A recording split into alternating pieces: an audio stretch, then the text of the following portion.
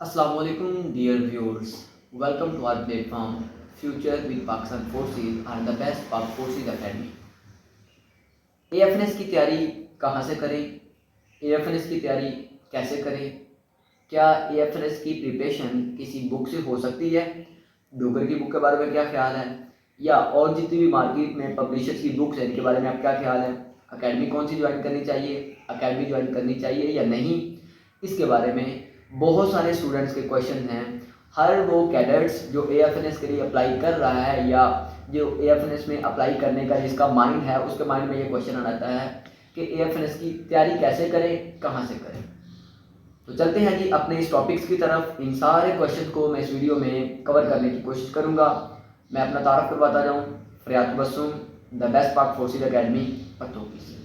अल्हम्दुलिल्लाह पिछले कुछ 4-5 सालों से हमने फोर्सेज का सेटअप स्टार्ट किया।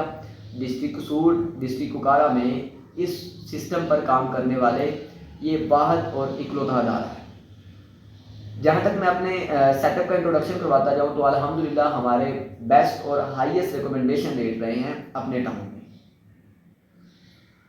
लास्ट टाइम हमारे पास AFNS का जो बैच था उसमें से अल्हम्दुलिल्लाह जो उस टाइम का है वो बेस्ट रिकमेंडेशन रेट दिया हमने। सवाल ये है जी AFNS की तैयारी कहाँ से करनी चाहिए। तो मैं इसमें 3-4 आप लोगों को ऑप्शन दूंगा, जो आपको बेहतरीन ऑप्शन लगे आपने वो चूज़ कर लेना है। सबसे पहला ऑप्शन ये है कि आप देखें कि आप जिस एरिया से हैं क्या उस एरिया में कोई आर्मी, नेवी या एयरफोर्स का रिटायर्ड पर्सन हो एजुकेशन ब्रांच से। मैंने ये नहीं कहा वो सोल्जर है, वो मेजर है, वो कैप्टन है। मैंने ये कहा अगर वो रिटायर्ड है कहाँ से भला, एजुकेशन कोर्स से, एजुकेशन ब्रांच से, और उसको टेस्ट की सारी अंडरस्टैंडिंग है, उसको आइडिया है कि टेस्ट का पैटर्न क्या है, टेस्ट के बारे में उसको अपडेट्स पता है, तो आपके पास ये बेहतरीन ऑप्शन है, आप उससे तैयारी करें। वो सोल्जर, कैप्टन, मेजर, ब्रिगेडियर ये मैटर नहीं करता है, वो बंदा है एजुकेशन ब्रांच से और उसको टेस्ट की हाउ नाउ है, उसको टेस्ट की अपडेट्स का पता है, तो आप उससे तैयारी करें। ये आपके पास बेहतरीन ऑप्शन है। पहले ऑप्शन की समझ आ गई। अब सेकंड वाले ऑप्शन की मैं बात करूं तो उसमें आ जाता है एजुकेशनिस्ट। एजुकेशनिस्ट जिसने पहले फोर्सेज के टेस्ट की तैयारी करवाई हो, जिसके पास कोई पास्ट एक्सपीरियंस हो, करंटली वो इस पर काम कर रहा हो, टेस्ट की मुकम्मल उसको हवा ना हो, अपडेट्स उसके पास मौजूद हों, तो वो आपके पास बेहतरीन ऑप्शन है, आप उससे टेस्ट की तैयारी करें। इसमें अल्हम्दुलिल्लाह हम अपने अगर सेटअप की बात करें तो हम अपने टाउन में फिजिकल क्लासेस के साथ साथ ऑनलाइन फैसिलिटी भी प्रोवाइड कर रहे हैं बच्चों को, जिसमें हम रिकॉर्डिंग लेक्चर भी प्रोवाइड करते हैं और डेली बेस पे ऑनलाइन क्लास भी होती है।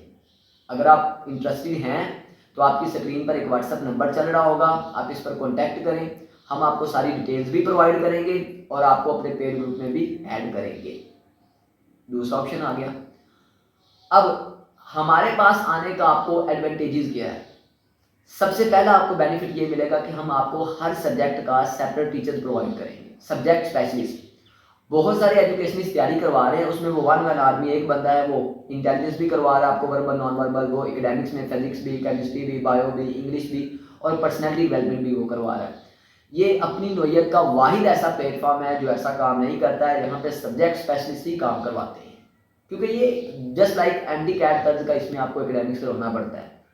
ओके, तो इस वजह से मैं अपने सिस्टम को बाकियों से यूनिक और डिफरेंट समझता हूँ। ये नहीं है कि बाकी लोग काम नहीं करवाते हैं।